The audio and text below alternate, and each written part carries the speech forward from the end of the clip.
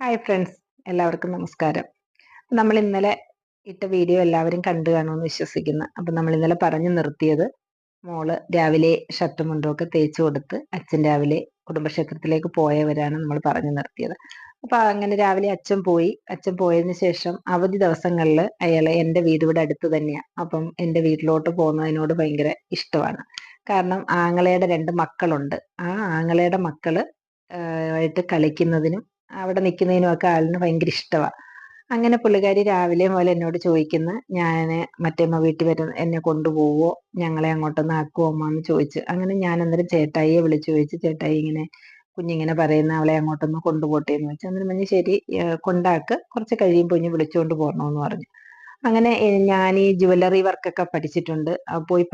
ഈ സമയത്ത് ഇങ്ങനെ നമുക്ക് എന്തെങ്കിലും കൂടെ അധിക വരുമാനം ഉണ്ടാക്കാവുന്നുള്ള ഒരു രീതിയിൽ നമ്മൾ പോയി പഠിച്ചതാ.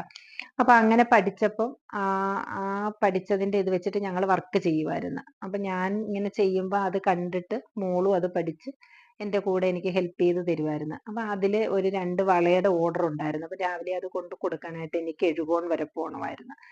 ഞാൻ എഴുകോണോട്ട് പോകാൻ നേരം ഇവരെയും കൊണ്ട് നേരെ എൻ്റെ വീട്ടിൽ പോയി.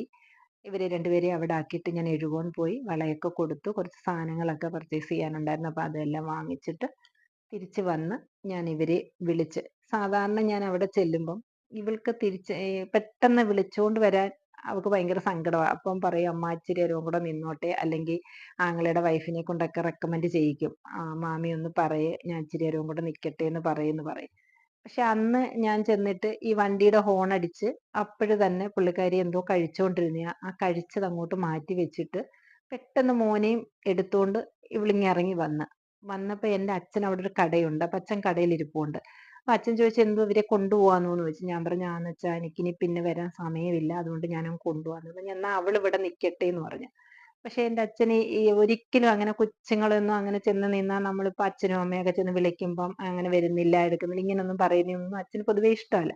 അപ്പൊ അച്ഛൻ അതുകൊണ്ട് നിർബന്ധിക്കാറുമില്ല. പക്ഷെ അന്ന് എന്തോ ദൈവവാക്ക് പോലെ അച്ഛൻ എന്നോട് പറഞ്ഞു മോളെ അവിടെ നിർത്തിയിട്ട് പോരാൻ. പക്ഷെ ഞാൻ നിർത്തിയില്ല.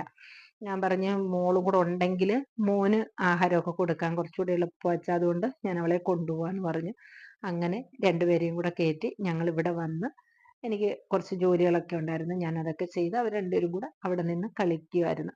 അപ്പൊ അങ്ങനെ നിന്ന സമയത്ത് എനിക്ക് പിറ്റേന്ന് ഞാൻ പറഞ്ഞിരുന്നല്ലോ സോപ്പ് വന്ന്, അപ്പൊ എനിക്ക് പിറ്റേന്ന് മുതൽ സോപ്പ് കൊടുക്കാൻ പോകണമായിരുന്നു. അപ്പൊ അതുകൊണ്ട് എനിക്ക് കുറച്ച് സാധനങ്ങൾ വാങ്ങാൻ ഇടയ്ക്കിടത്ത് വരെ പോകണമായിരുന്നു. ഞാൻ അങ്ങനെ പോകാനായിട്ട് ഇറങ്ങി. ബാക്കി അടുത്ത എപ്പിസോഡിൽ. ബൈ.